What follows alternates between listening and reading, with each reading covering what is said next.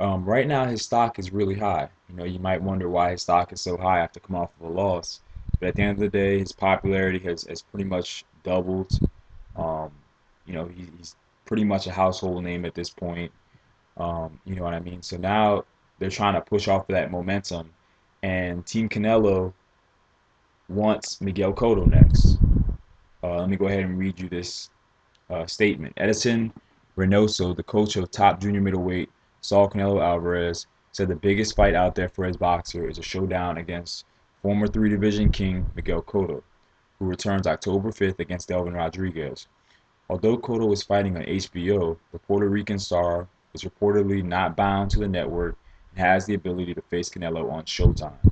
Canelo returns from the first defeat of his pro career, majority decision loss, that should have been a unanimous decision, to Floyd Mayweather Jr. on September 14th. And then this is the quote from the coach. I think the biggest name for us at 154 is Cotto. I think he would be the most ideal opponent, but we have to see how things go with Delvin Rodriguez on October 5th. Alfredo Angulo is coming off a knockout loss. Victor Ortiz has not been fighting. Mains Martirosyan does not mean anything for the pay-per-view market, and neither does Arislani Loa, but we will see what's going to happen. We're not ruling anyone out, said Reynoso. My thoughts on this.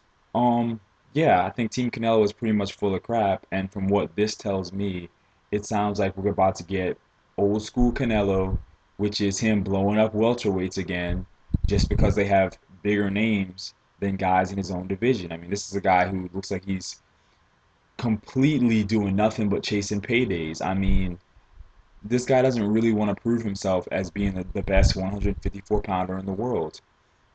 I mean, his coach sits there and says, we're not ruling anyone out.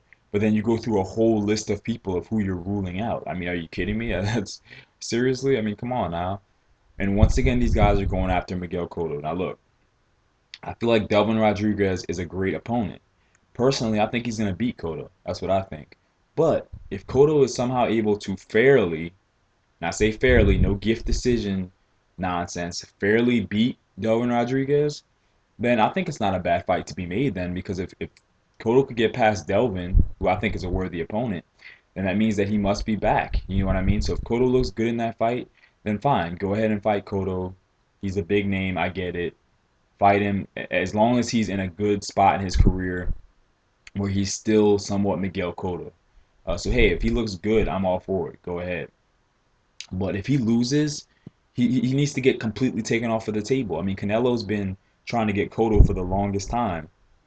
And what's funny is every time they're sitting here trying to get him, Cotto takes a loss. You know what I mean? So this here we go with the curse of Canelo again. I'm sure Canelo's gonna be all in the stands watching this fight.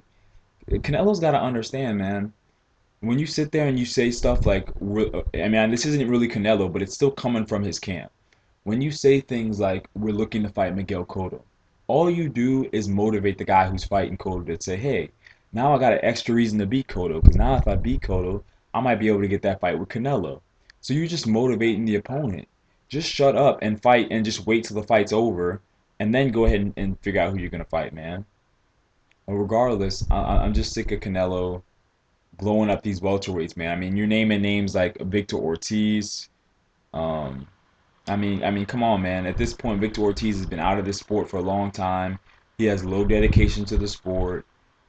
He's probably going to come back completely out of shape, and that's probably exactly who Team Canelo is also going to be trying to fight, Victor Ortiz, like they were in the past. So I don't know, man. I want to respect Canelo as one of the best at 154 in the world, but the actions that him and his team take just always make me do otherwise. So he's got to do more work. I respect the Trout win. I respect the fact that he beat Austin Trout, but I still need to see him willing to fight the Carlos Molinas of the world and the Arislani Loras before I could really give this guy the credit that he may or may not deserve. We don't know yet, but I just don't like the statements that are coming out of the camp.